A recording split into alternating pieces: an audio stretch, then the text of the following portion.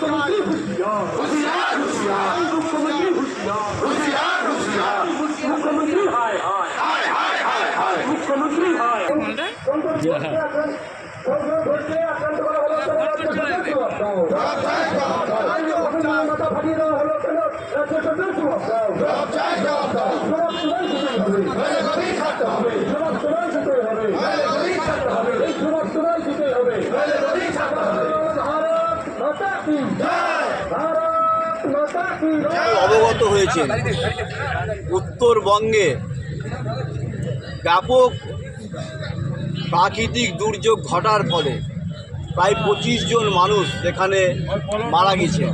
প্রচুর গরু, গবাদি পশু সহ অন্যান্য, এমনকি আমাদের যে ফরেস্ট সেখানকার সব গন্ডার, হাতি তারাও মারা গেছে।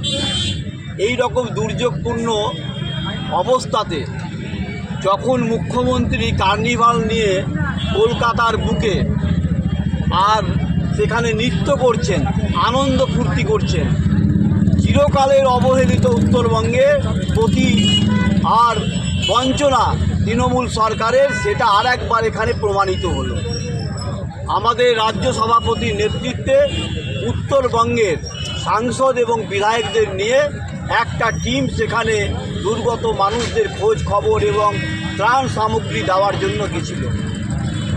সেই সময় হঠাৎ করে তৃণমূলের কিছু সমাজবিরোধী গুন্ডা বাহিনী তারা আমাদের বিধানসভার চিফ হুইপ শিলিগুড়ির বিধায়ক ডক্টর শঙ্কর ঘোষের উপরে আক্রমণ করে। সেই গাড়িতে উত্তর মালদার লোকপ্রিয় সাংসদ তিনিও ছিলেন। পাথর ছুঁড়ে মারা হয়, রড এবং হাসুয়া নিয়ে আক্রমণ করা হয়। সেই পাথরের আঘাতে সম্মানীয় সাংসদের প্রাণঘাতী হামলা করেছে। তার চোখের এই জায়গাটা যায় হাড় ছিল, সেই হাড়টা পুরো ফ্র্যাকচার হয়ে গেছে। উনি এখন প্রায় কোমাচ্ছন্ন হয়ে পড়ে আছেন। তো তৃণমূল ভারতীয় জনতা পার্টিকে যেভাবে আক্রমণ করছে, ভারতীয় জনতা পার্টির ভিত তত শক্ত হচ্ছে। ভারতীয় জনতা পার্টির যারা লড়াকু সৈনিক আজকের এই পথ অবরোধের মাধ্যমে সারা মালদার সাথে সাথে গাজলেও পথ অবরোধ হচ্ছে, তাতে তৃণমূল যত মারবে বিজেপি তত বাড়বে, তৃণমূল যত মারবে বিজেপি তত বাড়বে। তৃণমূল তার সমাজ বিরোধী পুলিশের একাংশকে দিয়ে ভারতীয় জনতা পার্টির জয়যাত্রা আর এখানে রোধ করতে পারেনি, আগামী দিনেও পারবে না। আমরা ধিক্কার জানাই পুলিশ মন্ত্রী মমতা ব্যানার্জিকে। আমি প্রতাপ সিং, ভারতীয় জনতা পার্টি উত্তর মালদা সাংগঠনিক জেলার সভাপতি। নমস্কার সবাইকে। অত্যন্ত দুঃখের সঙ্গে জানাই উত্তরবঙ্গের বন্যা কবলিত এলাকাগুলো পরিদর্শনের জন্য মাননীয় রাজ্য সভাপতি সমীর ভট্টাচার্যের নেতৃত্বে উত্তরবঙ্গের অনেক বিধায়ক এবং সাংসদ মহাশয়রা আর উত্তরবঙ্গে পৌঁছেছিলেন।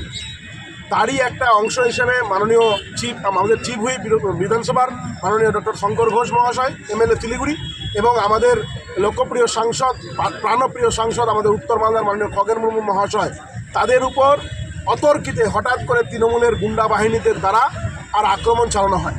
এবং আপনারা দেখছেন সংবাদ মাধ্যমের মধ্যে দিয়ে এবং সোশ্যাল মিডিয়ার মধ্য দিয়ে যে কীভাবে করে তাড়া করতে করতে নিয়ে এসে ঠিক গাড়িতে ওঠার আগে আর ওনাদেরকে ধাক্কাধাক্কি করা হয় এবং পরবর্তীতে পাথর ছুঁড়ে আর মাননীয় সাংসদের আর মাথায় লাগে এবং সেখান থেকে কিভাবে করে রক্তপাত হতে শুরু করে।